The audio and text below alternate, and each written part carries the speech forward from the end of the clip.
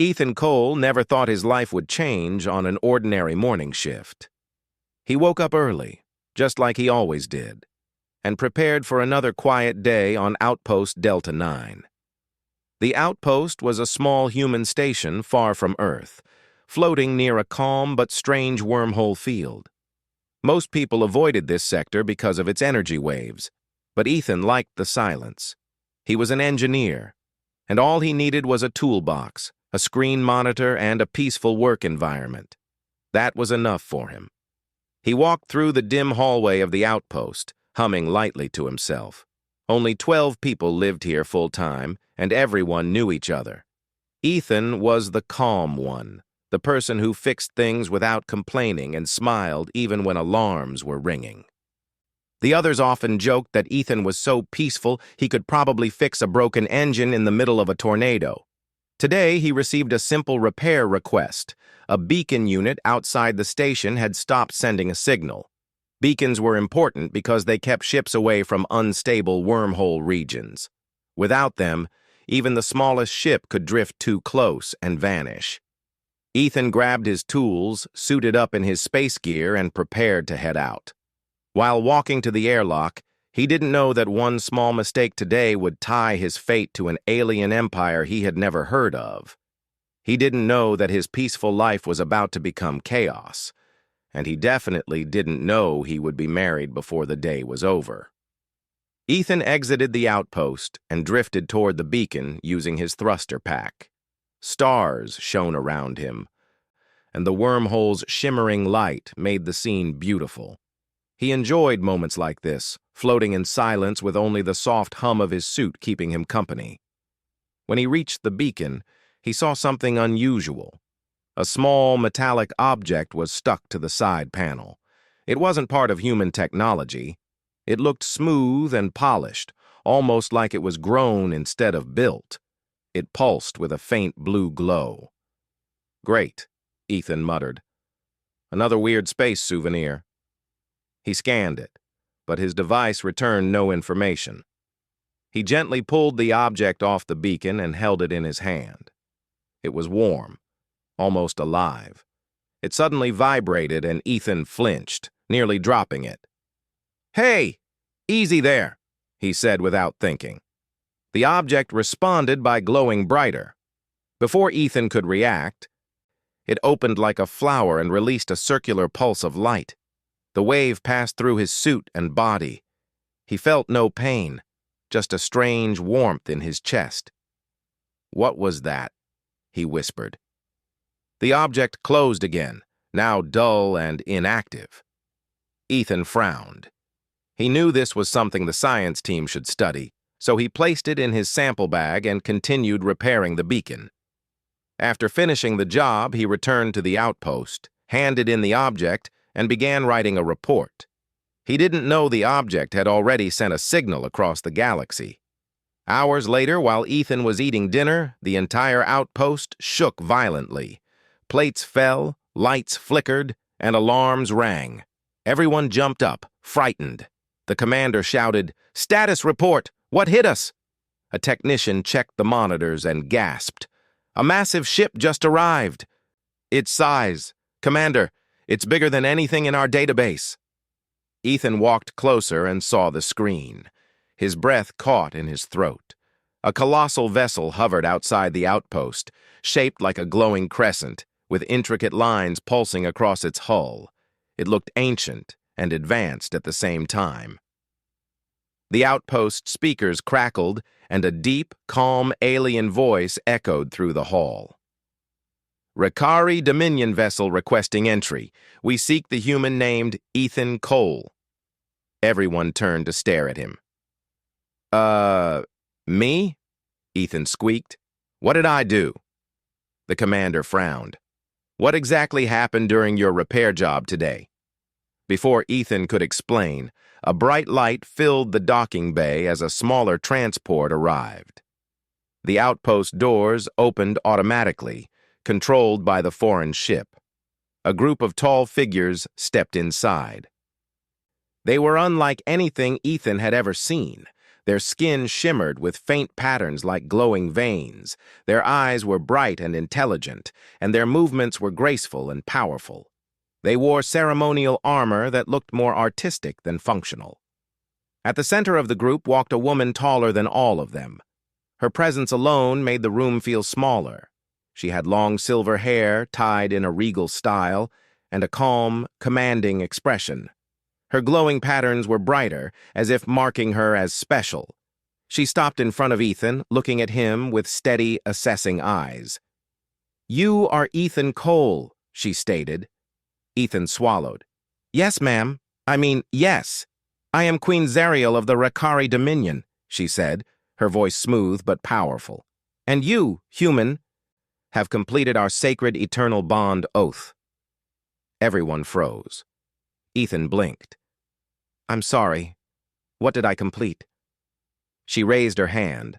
One of her guards stepped forward, holding the metallic object Ethan found earlier.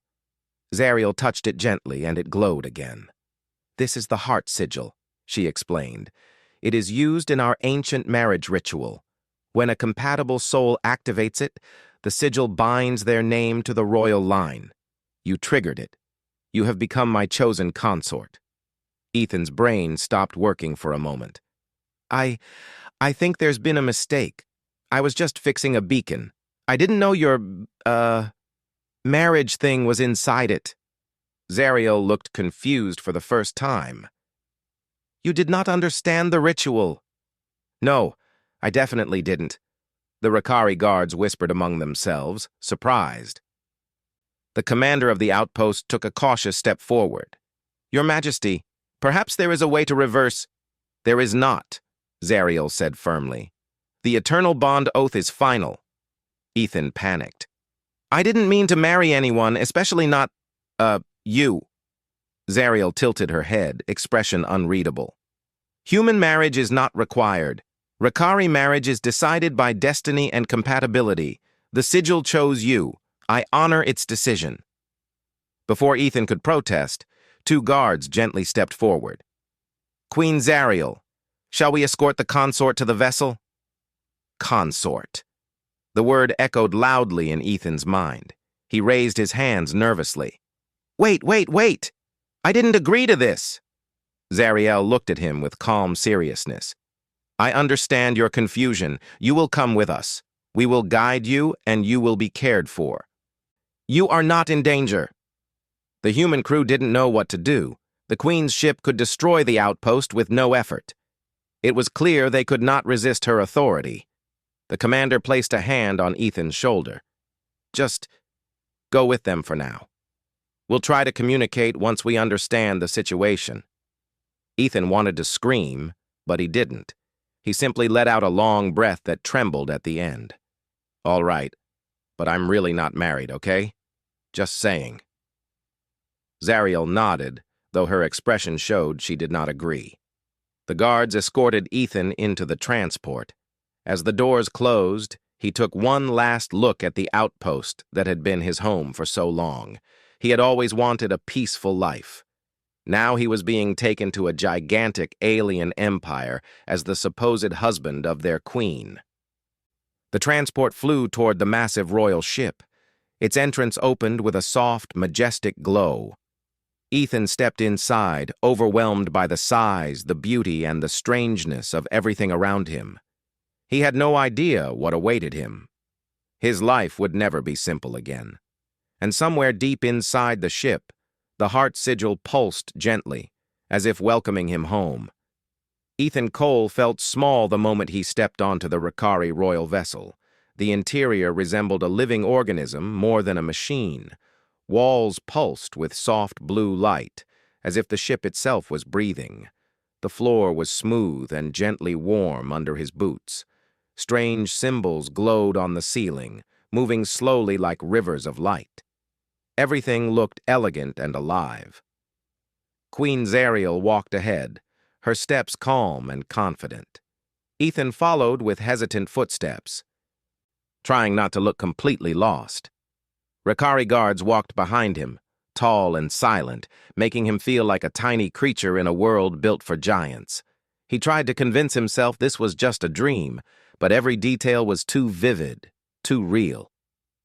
Zariel led him through a large corridor that split into 3 paths. She paused, giving Ethan a moment to catch up. "This vessel will be your temporary home," she said gently. "You will not be harmed here. You are honored." Ethan rubbed the back of his neck. "I appreciate that, but I still think there's been a huge misunderstanding." Zariel looked at him with patience he didn't expect. "We will discuss it soon. First, you must be shown your quarters." 2 Ricari attendants approached him, both carrying thin data tablets. They bowed slightly to the Queen, then one of them addressed Ethan. "Consort Ethan, we have prepared a comfortable resting space for you. If you wish to customize the room, simply speak your preference. The bio walls will adjust." Ethan stared at him. "The bio walls will do what?" The attendant smiled, showing 2 small fangs. "They listen." Ethan decided not to think too hard about it. He followed them to a private chamber. The door opened automatically, revealing a room that looked more like a peaceful garden than a bedroom. Soft green lights shimmered like fireflies. A bed formed itself from the floor as though grown from vines. A small table sprouted from the wall, its surface smooth like stone. "Wow," Ethan whispered despite himself. "This room responds to your needs," the attendant explained. "If you feel cold, it warms. If you feel stressed, it creates calming light. If you wish for privacy, it seals itself." Ethan nodded slowly, still unsure what he was supposed to do. The attendants bowed again and left, leaving him alone. He sat on the strange bed and rubbed his face with both hands. "I accidentally married an alien queen," he said out loud. "How is this real?" The bed's surface shifted slightly, trying to comfort him. He jumped away in surprise. Okay, no comforting bed. I'm fine, really." But he wasn't fine. He was confused, scared, and overwhelmed. A soft chime sounded at the door. Before Ethan could respond, the door parted and Zariel entered. She stopped a few steps inside, as if waiting for permission. "May I speak with you?" Ethan nodded. "Of course." Zariel stepped closer, her long silver hair catching the room's green light. She looked graceful even when standing still. Ethan felt awkward beside her. He was just a normal engineer, nothing special. She folded her hands. "I sense your distress. I understand this situation is unfamiliar for you." "That's one way to put it," Ethan said with a weak laugh. "I mean, I just touched the thing. I didn't know it was a marriage device." "The heart sigil is ancient," Zariel explained. "It chooses only once in a generation. The fact that you could activate it means your essence matched its requirements. This is extremely rare."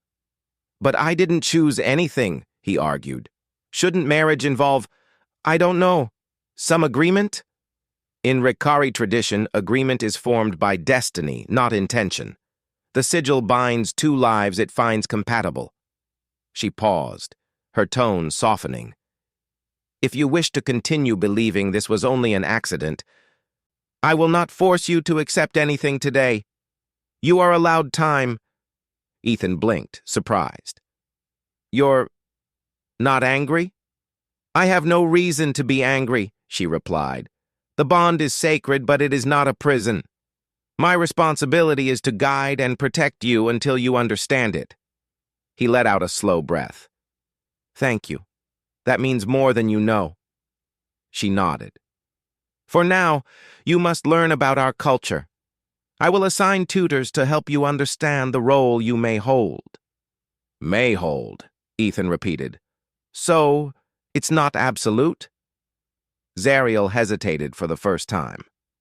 "The sigil cannot be undone, but your position in the palace can be shaped around your comfort." "So I'm definitely married," Ethan muttered under his breath. Zariel didn't comment. She left him to rest, but Ethan did not rest at all. He paced around the room, running his hands through his hair. He felt trapped, yet strangely safe. Confused, yet oddly curious. After an hour, the walls shifted color to a calm blue, sensing his stress. He sat on the bed and breathed deeply. Maybe this wasn't all bad. Maybe he could figure it out slowly. The next morning, a gentle tone woke him. The walls brightened and formed a doorway. A short Ricari male entered with a cheerful expression. "Good morning, Consort Ethan. I am Tyron, your cultural tutor." Ethan forced a smile. "Hey, Tyron, you don't have to call me Consort, but that is your official title. Still, Ethan is fine." Tyron nodded politely, but continued calling him Consort the entire day. He took Ethan through parts of the ship, showing him tall halls filled with glowing symbols. He explained Ricari history, their diplomacy, their technology, their social rules. Ethan tried to keep up, but the information was overwhelming. He learned that the Ricari valued honor and logic, but also emotional balance. They believed every life carried a unique energy pattern. The heart sigil was designed to match patterns that blended in harmony. "That means," Tyron said with excitement, "your energy and Queen Zariel's energy resonated at an extraordinary level. It is a mathematical miracle." Ethan felt like hiding under a table. Later, Zariel invited him to a small royal meeting. The Ricari Noble Council was already waiting. They observed Ethan with sharp, curious eyes. Some bowed respectfully. Others did not, their expressions cold. One counselor stepped forward. "Your Majesty, with respect, how can a human take the honored place of consort? He is fragile. His knowledge is limited. His lifespan is short." Ethan shifted uncomfortably. Zariel lifted her chin. "The sigil chose him. That alone is reason enough." The counselor frowned. "Even so, the people may question it. A foreigner beside the throne—" Ethan raised his hand timidly. I also question it. A lot." The council turned to stare at him. Ethan cleared his throat. "I'm not trying to take power. I didn't come here to rule anything. I'm just an engineer from a small outpost. I can't be what you think." Another counselor spoke, her tone softer. "Perhaps he should be given time to adjust before we assign him responsibilities." Zariel nodded. "He will learn at his own pace." The council meeting ended, and Ethan let out the breath he had been holding. "Do they hate me?" he asked quietly once the nobles left. "They fear change," Zariel replied. "But once they see your strength, they will respect you." Ethan shook his head. "I'm not strong. I fix broken wires and seal leaky pipes." Zariel studied him for a moment. "Strength is not always in battle. Sometimes it is in calmness and patience. I have already seen these qualities in you." Ethan flushed slightly. "You barely know me." "I know enough," she said softly. For the next days, Ethan learned more about the ship and the culture. He observed how the Ricari interacted, how they used energy fields for almost everything, and how they trusted their queen completely. Some servants treated Ethan with curiosity, others with shy respect, and a few kept their distance. One evening, while walking near the ship's observation deck, Ethan found Zariel standing alone, watching the stars. He approached quietly. "May I join you?" She nodded without looking away. "Of course." He stood beside her. The view was breathtaking. Stars drifted in clusters and nebulae glowed like painted clouds. "Your people really trust you," Ethan said softly. "It is my responsibility to guide them," Zariel replied. "And now, perhaps to guide you as well." Ethan hesitated. "Do you think this strange connection between us can actually work?" Zariel finally turned to him. Her eyes were calm, bright with soft light. "I do not know what the future holds, but I do not regret the bond. And I hope in time you may feel the same." Ethan's heart beat faster. He looked away before he became too flustered. "I'll try," he whispered. "I don't know how, but I'll try." Zariel smiled, small but warm. That is enough. But beyond the beautiful stars, something dark was approaching the Rakari throne world. Something dangerous. Something that had been watching the Queen's new human consort with interest and suspicion. Ethan did not know it yet, but his accidental marriage would soon place him in the center of a storm he never imagined. Ethan Cole woke early, long before the ship announced morning. He had been feeling uneasy for days, as if something heavy was hiding in the silence. The Rakari vessel usually hummed with quiet life, the walls glowing gently. But today the air felt different. Even the lights seemed dimmer, like the ship itself was holding its breath. He walked out of his room and found Tyrone waiting for him. The usually cheerful tutor wore a worried expression. "Good morning, Consort Ethan," Tyrone said, though the greeting sounded forced. "Morning," Ethan replied. "You look stressed. Did something happen?" Tyrone hesitated, then nodded. "There has been a disturbance near the throne world. Our long-range sensors detected hostile movement. The Dravik Scourge is approaching." Ethan frowned. "Dravik who?" "An enemy race," Tyrone whispered. "They have attacked us before. They do not follow peace. They want power, territory, and fear. They may be coming for the Queen." Ethan felt a cold chill crawl up his spine. "Why now?" "Because of you," Tyrone answered quietly. "They believe the Queen is weaker with a human consort. They want to test her." Ethan's stomach twisted painfully. This was his fault? He had never asked to marry anyone, let alone a queen. And now an entire alien empire was in danger? "Where's Zariel?" he asked quickly. "In the command hall. She is preparing a defensive plan." Ethan thanked him and hurried through the corridor, heart pounding. When he entered the command hall, he saw dozens of Rakari officers working at glowing stations. The room was filled with tension. Holographic screens projected images of enemy ships approaching the Rakari capital.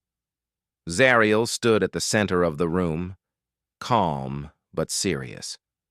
Her silver hair glowed like starlight under the command lights. She didn't notice Ethan until he stepped closer. "Ethan," she said softly, her voice less formal than usual. "You should be resting." "I can't rest when something dangerous is coming," he said. "What's happening?" She gestured to the screen. "The Dravik Scourge has gathered a large fleet. They intend to strike our throne world. Their leader has announced a challenge, claiming I have weakened our empire by joining with a human." Ethan swallowed hard. "Zariel, I'm so sorry." "You have nothing to apologize for," she said, her tone firm. "They seek excuses for war. They always have. You did not create their hatred." He wanted to argue, but her expression was steady and confident. She believed what she said. One of the officers approached them. "Your Majesty, the enemy ships will reach orbit in less than 1 day. Prepare our fleet," Zariel ordered, "and begin evacuation of lower districts. I will not have my people trapped in the crossfire." "Yes, Your Majesty." Ethan watched the hall turn even more active. Rakari soldiers rushed to stations, sending commands across planets. The calm world he had seen in holograms was about to become a battlefield. Zariel turned to him. "Ethan, I need you to remain safe. You are not trained for war." He shook his head. "I can help. I'm not a fighter, I know that, but I'm an engineer. Maybe I can fix something important. Maybe I can help with systems during the battle." "You are not obligated to—" "I know," Ethan interrupted. "But I want to. I don't want to hide while your people fight to protect a mistake I made." Zariel looked at him for a long moment, her eyes searching his. "You are not a mistake," she said quietly. The words hit him harder than he expected. Later, when Ethan reached the engineering bay, the Rakari technicians were already preparing for the worst. Energy coils were being recalibrated, shield generators tested, and power lines rearranged for emergency distribution. Ethan stepped forward. "Can I help?" he asked. The technicians hesitated. Many still didn't fully accept a human consort, but a senior engineer nodded. "Yes, we need assistance with the stabilizer circuits. They overload under stress." Ethan checked the schematics.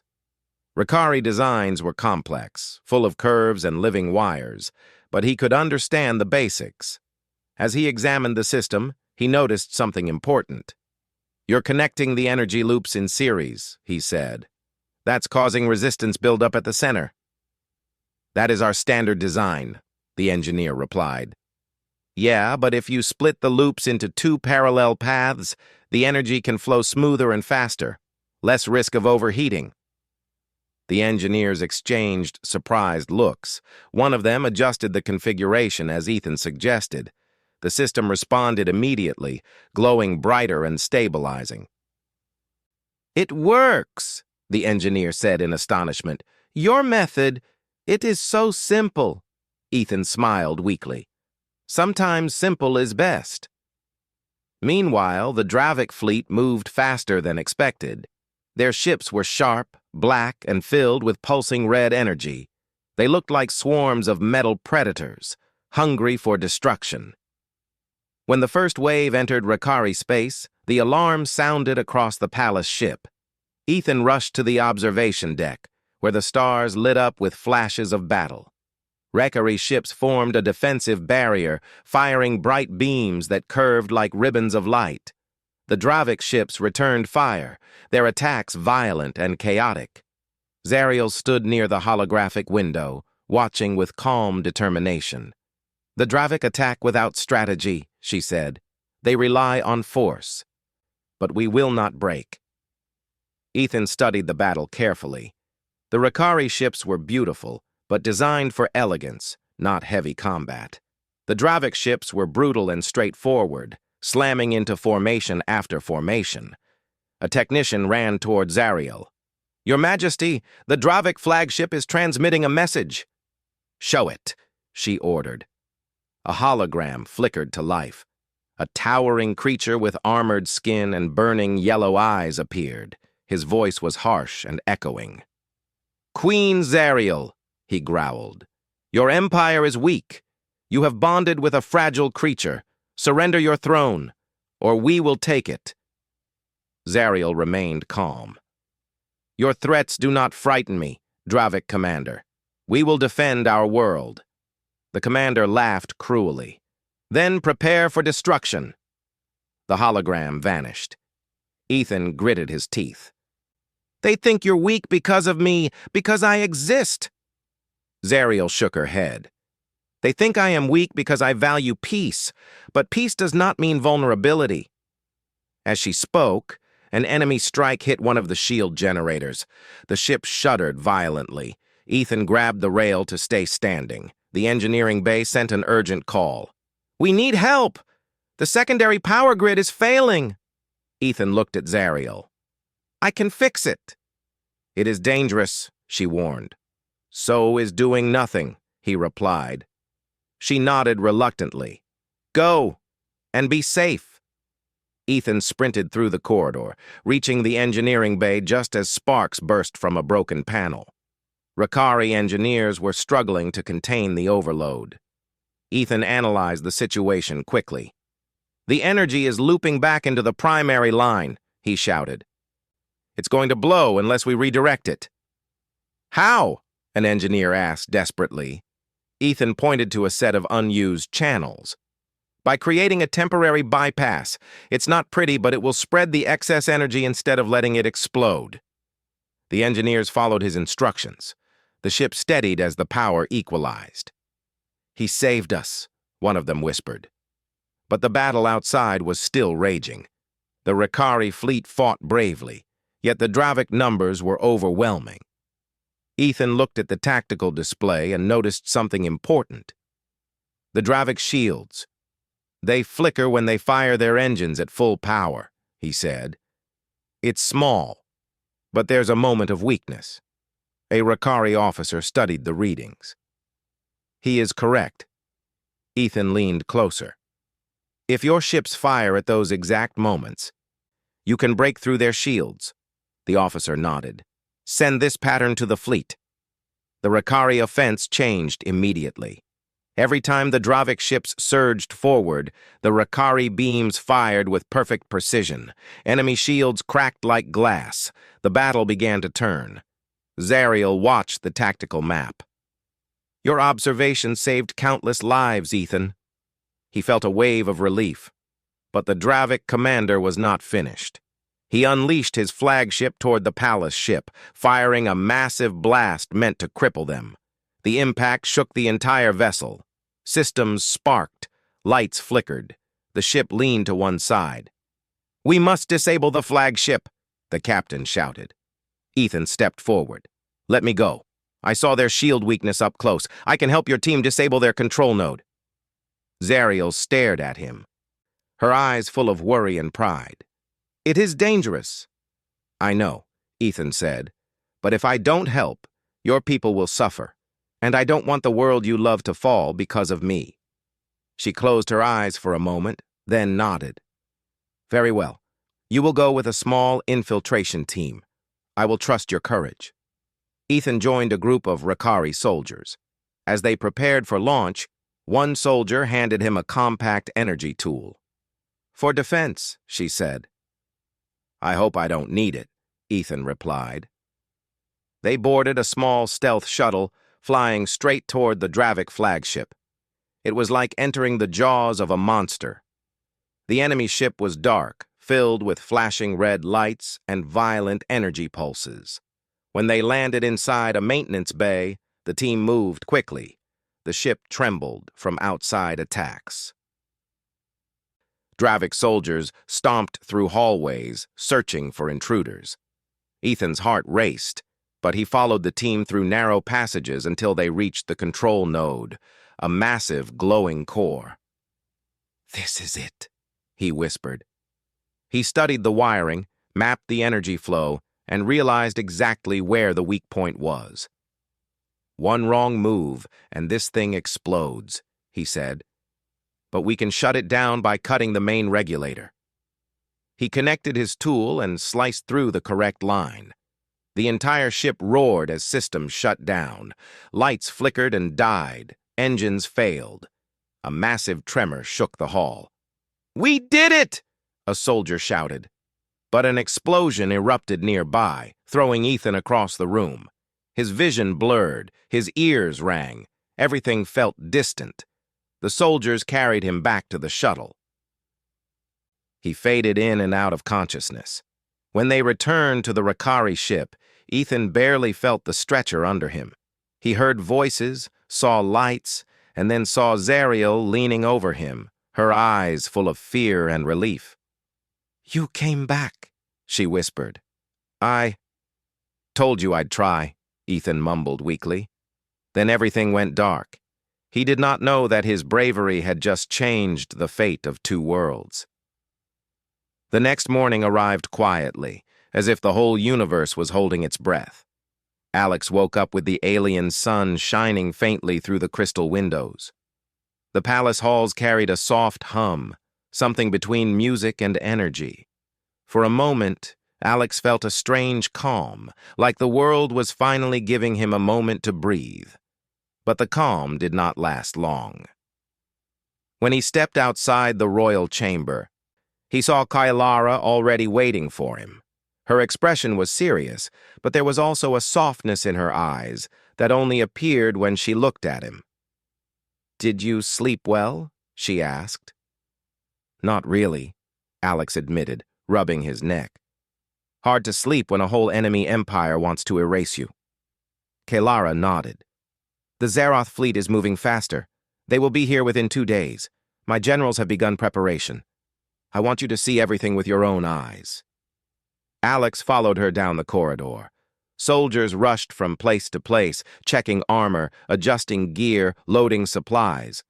The palace felt different now, not like a symbol of power, but like a heart beating faster before a storm. When they reached the war chamber, the doors opened automatically. Inside, generals and advisors stood around a holographic map. As Alex entered, they bowed slightly to him, something that still felt strange to him. He was a human mechanic from Earth, not a warrior or leader. Yet these people were treating him like someone important. Kalara placed her hand on the control panel, and the hologram zoomed in on the Zyrathian system. "As you know," she said, "the Zaroth Empire has one purpose: to consume and control. They take planets, destroy cultures, enslave survivors, and burn whatever they cannot use." The generals murmured in agreement. Alex stared at the glowing red marks representing enemy ships. There were many, far more than he had imagined. The Zaroth fleet looked like a swarm ready to cover the entire sky. "Can we win?" Alex asked quietly. Silence filled the room. "Yes," Kalara said finally. "But we cannot do it alone. Your plan, the one you made yesterday, I want us to try it." Alex blinked. "The energy reflector, that was just an idea. I didn't think—" "You think differently than we do," she said. "Where we see battle, you see possibility. Where we see destruction, you find solutions. That is why I trust this idea." Alex stepped closer to the map. The energy reflector concept was something simple he had seen on Earth, redirecting force instead of resisting it. If they could channel the Zaroth weapon energy into the planet's natural crystal structures, they could send the energy back toward the enemy fleet, forcing them to retreat or risk destroying themselves. "But the crystals aren't stable enough," Alex said. "Any wrong connection and the whole system could explode." "That is why you will lead the final adjustments," Kalara told him. "Me? I'm not an engineer here. I don't even know the tools." "You won't be alone. Our best scientists will follow your instructions. You understand the idea better than anyone else, and—" She paused. "You are my husband. It is my duty to trust you." Alex felt the weight of her words. He knew she didn't mean marriage as humans did, yet there was a real connection between them, a connection built from chaos, trust, and shared danger. "All right," he said at last. "Let's do it." The generals bowed again, and the meeting ended. Work began immediately. Alex was taken deep into the planet's inner caverns, a place filled with glowing blue crystals growing naturally in enormous formations. Each crystal hummed softly, like a living creature breathing. Scientists surrounded the area, working on energy conductors, stabilizers, and protective barriers. Alex studied the designs, adjusted small details, and explained the changes carefully. The scientists listened without question, their fingers moving fast as they followed his instructions. Kalara stayed close the entire time, watching with silent pride. Hours passed. Beads of sweat formed on Alex's forehead. The heat in the caverns grew intense, and the energy from the crystals made the air feel electric. At one point, a stabilizer malfunctioned and sparks flew. The scientists panicked, but Alex rushed forward, grabbed a metal tool, and reconnected the wires before anything worse happened. The system stabilized again. "You risked your life," Kalara said, stepping closer. "It could have exploded," Alex replied, "but you still ran toward it. Because if I didn't, we'd all be in trouble." Kalara looked at him for a long moment. "You are not like any warrior I know." Alex let out a tired laugh. "I'm not a warrior." "You are more," she said softly. "You are someone who saves others." Her words warmed him more than the energy around them. By nightfall, the reflector system was completed. The scientists stepped back, exhausted but hopeful. The crystals now connected through a network of energy lines, ready to channel and redirect force. Alex stared at it all, amazed they had finished. But a heavy feeling sat in his chest. If they miscalculated even slightly, everything could be lost. Kalara placed her hand on his shoulder. "It will work," she said. "I trust you." He nodded, though he still felt fear. The next day, the invasion began. The sky darkened as hundreds of Zaroth ships entered the atmosphere.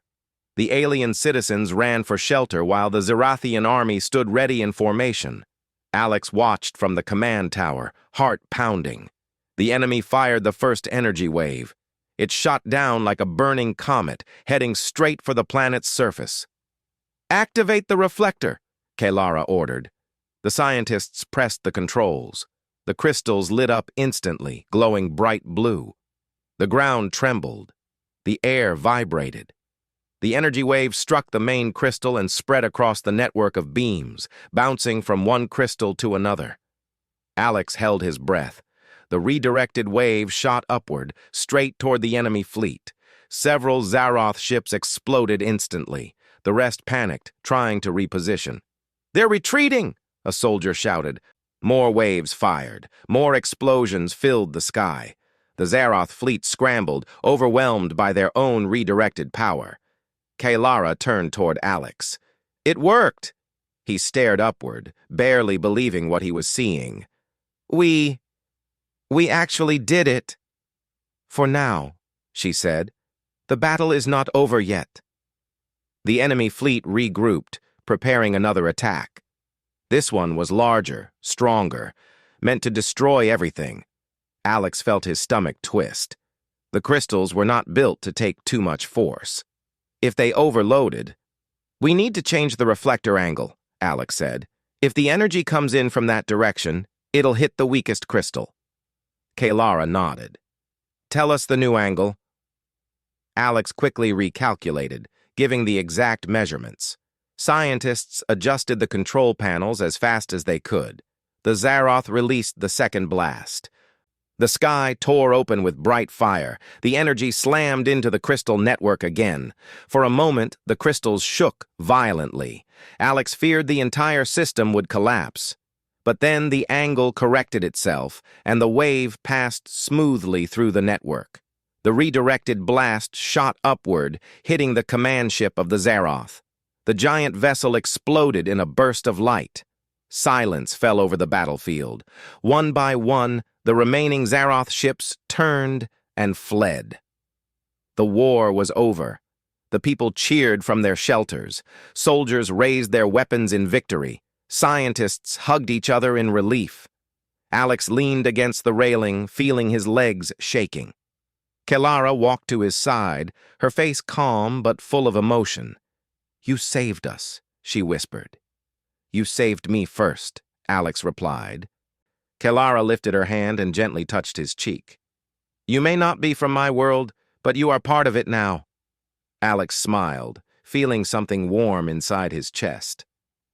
"What happens now?" he asked. She looked at the horizon, glowing from the aftermath of battle. "Now," she said softly, "your life truly begins." And for the first time since arriving on the alien planet, Alex felt something stronger than fear. He felt hope, a new life, a new world, and a strange but real bond with the queen he had accidentally married. His life had changed forever, and maybe it was exactly the life he was meant to have.